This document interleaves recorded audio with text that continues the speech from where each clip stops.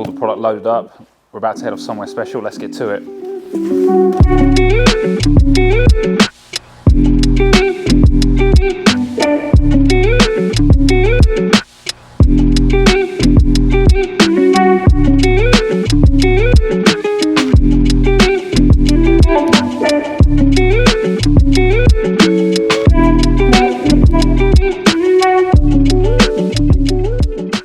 Welcome everyone, and today we're at a pretty special place. Now, if you look at the dictionary definition of petrolhead, it is basically means car fanatic, and I would argue there's no greater car fanatic than this guy right here. Hello. Zach, thanks for inviting us down. All good, mate. How you doing? I'm good to see you. Good to see you, dude. Good to see you. Right, should we see what we've got inside? Should we go inside? Yeah, let's have a look.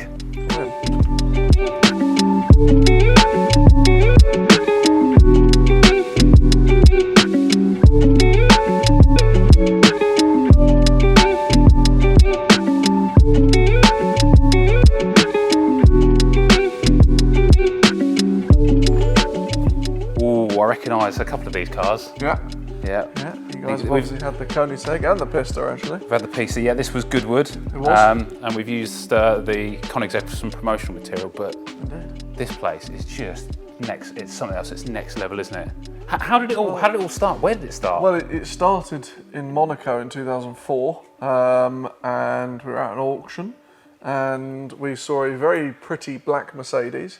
And Dad leant over it with a camera around his neck. The strap broke, smacked into the car, put a dent in it, and the old saying of if you break it, you buy it. We ended up buying it, and we actually bought this place afterwards, and we put that car in this room where the Koenigsegg sits now, and it was just an empty barn with a car in. Didn't really know what to do, so we decided that actually we'd buy some rather cool cars here and there. You know, this was when the days of a Miura being £250,000 and that sort of thing, so we bought things like a Miura, Countach, they bought the Gullwing, and filled this room, and then eventually went, you know what, let's go into the other barn and fill that room. And now we're building barns to put more cars in, so it's sort of gone the other way around. So. Wow. And there's a couple of, well, I mean, aside from the Koenigsegg, there's the Gullwing, which is pretty special, isn't it? If you're going to have a look at that one. Yeah, let's do it, let's do it. So the Gullwing, now that's a Pebble Beach winner, isn't it?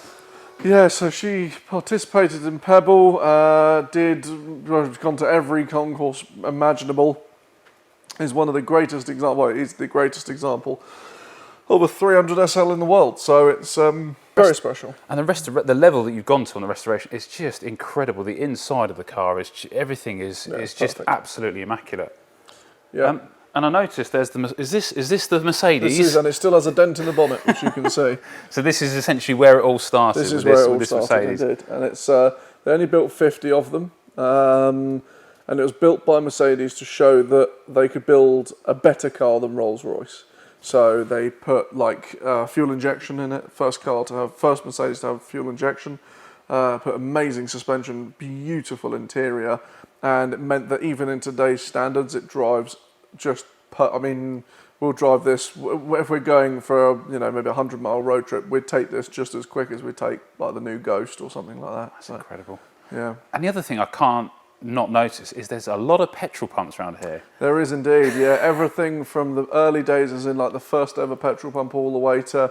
I'm trying to get a modern-day pump. I feel like, unless you have to break into, like, a petrol station and steal a whole pump. I feel like that's quite a tricky thing to do, but somehow I want to get my hands on the latest petrol pump so that we can have the first and the most recent petrol pump. But we've got everything from American to literally you name it. We've got one of each. And that's your dad that kind of likes to fix them up. Yeah, he loves the memorabilia. He does all the petrol pumps, all the signs, globes, and we hunt for them. And we're now got to the point where the collection's big enough that people are approaching us. So magic. Right, well, there's a couple more rooms to have a look at. There is, yeah. Let's have a wander. Should we go next door? Let's do it. I thought the first room was impressive. This one, it's just incredible. So this is obviously, a bit more of a vintage collection. Yep.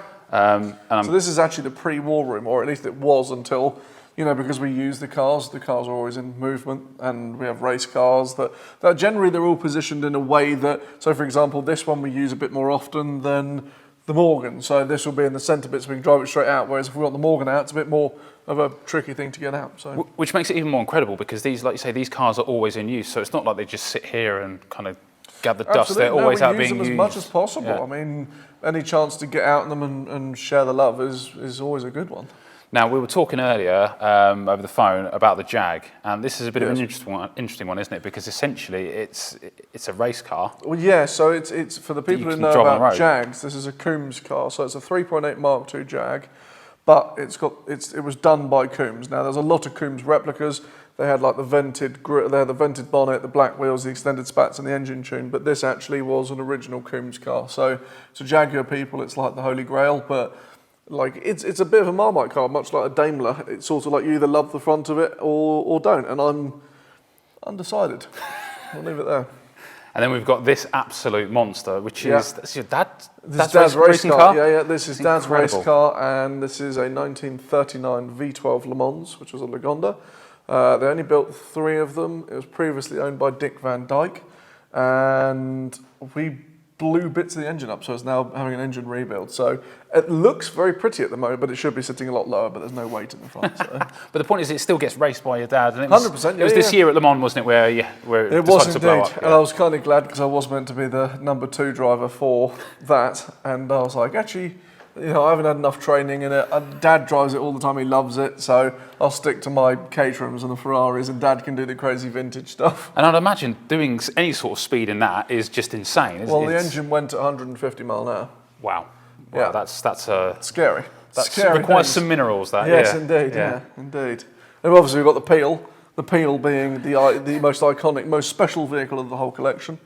It features some very sturdy suspension, in which you can just lightly lean it. So cornering, not its forte. Actually, you'd be surprised. Although what's ironic is it's got a 4-speed 100cc engine in it now. So Wow. And you'll hear it first on whatever this podcast is, but that is going to be the fastest Peel in the world, and I'm going to go down the Top Gear runway at some point and do like 78 in it with the fastest Peel in the world. Because I want to be in the Guinness World Records, so. Wow.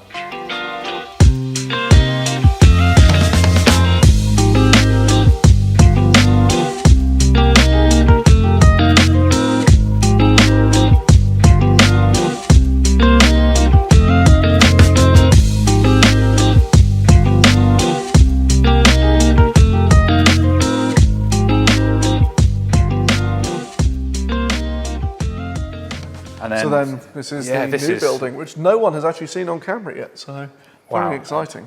And again, just a diverse collection here. You've got, you've got your Renault Twizy. Well, the Twizy is the actual, to be fair, the Twizy is the rarest car in the whole of this room, one of only 5 in the world, so. Wow, fantastic. And then you've got your RS, which is obviously, I know, that's one for you. Yeah, one for me. I do love an RS, yeah. Obviously Porsches, and then you've got this absolute beauty behind us. Yeah, people love a Zagato. People absolutely love a Zagato. The styling is just incredible, and just the colours and the carbon fibre. It's just insane. And you've got your 2 F1 cars here as well, which are they? Am I right thinking they're the latest additions to this? No. What will be the latest? The latest would either be the Twizy or the Corvette, and I'm pretty sure it's the Corvette, to be fair. Yeah. But the F1 cars there, Thierry Boustons, and FW27, which is the blue one, that was Mark Webber and Nick Hadfield. So these are actual F1 cars that have been driven around tracks, and they're not replicas. No, they are the ones that they were driven 07 and 89, I want to say, maybe. That's fantastic. Can never remember. And then you've got obviously the Cobra over there, which is, we were 427. talking about this earlier as well, weren't we? Mental, absolutely ludicrous. I mean, aside from the raw aluminium being interesting to care for, this is essentially, it probably weighs, nothing. Yeah, it doesn't weigh much. And it's got a huge engine. It's a 427 7-litre, so big. Which is, considering it weighs nothing, it huge, must be insanely huge. quick.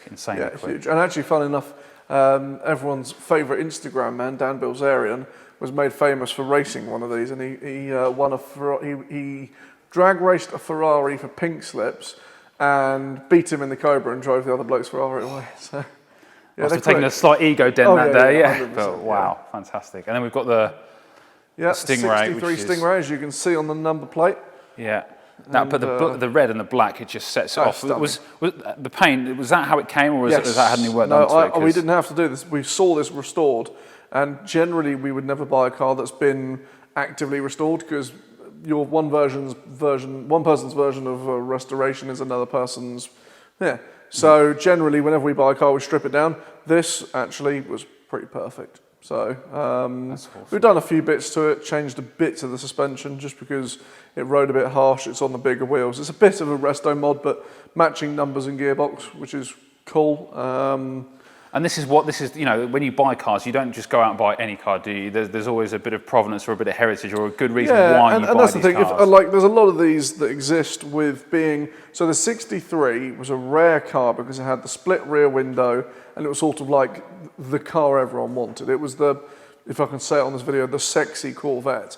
Now the thing is that they were miserably slow. As in, this will do 65, 70 mile an hour. It's a 2-speed auto, or as I call it, a slush box. So all you can do is look cool in it. Sounds the nuts, drives meh, but it's just, it's one of those things that when you look at it, it's stunning. And, you know, by them putting the American racing wheels on it, it suits it. It's not, you know, I'm not against this because if you go to America, every person with a car has done a little something to it. So actually, this is part of the culture. Yeah, so I guess it's kind of the Americans' version of like OEM Plus, if you like. It's, Precisely, yeah, exactly, precisely. yeah. We see it as resto mod. They just see it as just stuck a set of wheels on it. So. And then there's something pretty special in the corner there, isn't there? That Mini. Indeed. Now there's a story behind this, isn't there? Yeah, so we were approached by a family and we were told that they had a Mini for sale, and we went to go see it. And the people did. I don't know if they. I'm always skeptical about how to tell the story because you don't want to come across in a bad way. But we came across this car, and long story short, it turned out to be chassis 3. But it was like a barn find, wasn't it? It was just a had regular, all the bits with it. Had all the bits with it, matching numbers. We did all the research on it, but it was number 3. So. But the people that you got it from had no idea. Had It was no just idea. to them. So it was a car that had been in the family. It Good just sat there. surprise to them. Wow. So again, good you know, surprise to them, and they still sold it. So, yeah. And then we did a big restoration. That took a 7 month restoration. Now you may not think that's a long one, but if you think about the sheer size of a car, that's quite a long time. But again, when you get into the details and you start looking really closely, everything is immaculate and well done. Absolutely. No, absolutely. Right, now there's one other cool place that you said you've got for us, and that's across the way, so should we go and have a look at that? So we're in another one of the barns, if you like. Yeah, go with that. And we've got a really cool Lamborghini tractor here, which is not slow. No, it's not, which I very quickly found out. We've got a Porsche and a Lamborghini tractor.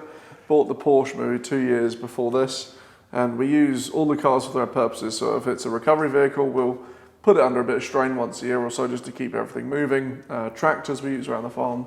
And when we bought this, I thought, oh, it's going to be the same as a Porsche. Turns out it's a whole heap quicker than the Porsche. So I mean, it's faster than 90% of tractors I think I've ever been near. So yeah, it's cool though, good fun. But the colour scheme is interesting as well because it's essentially the Golf colours, isn't it? Yes, but obviously, so in history everyone goes, oh, this is the Golf colours, but it's actually not because Lamborghini actually had this colour as their own colour, and Golf approached Lamborghini and went, oh, we love that colour, so they just said, oh, you can use it, it's fine.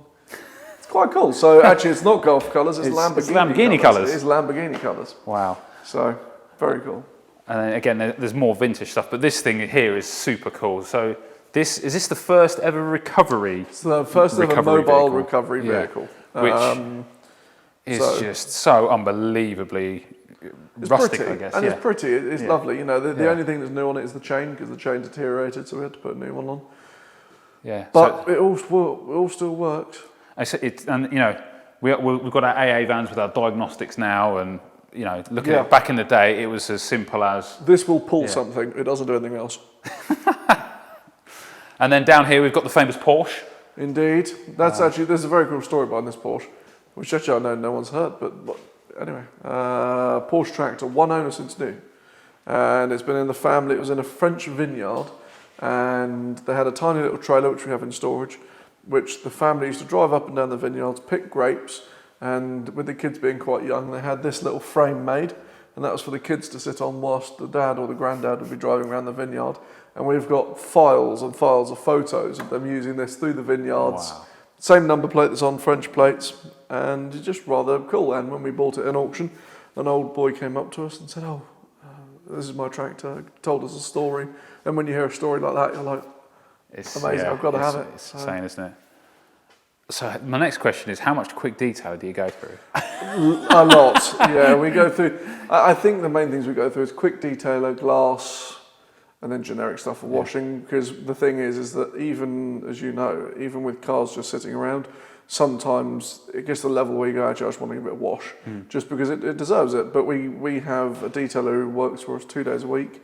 I come in here every day, and you know, whenever I see dust, you use quick detailer and a cloth, and you just sort of go over everything as much as humanly possible. You know, so. But luckily, thanks to you guys, that never seems to be a problem. But I do always surprises me the amount of times I have to make a call to you to go, I need more quick detailer. And now we know why. Exactly. Now you've why, visited, It you makes can sense. see what we go through. So Cool. Well, Zach, thank you for having us not along. at all. Glad I could have you finally show you around, and and just let me know whenever you want to borrow any cars. Awesome. Thank you. Awesome.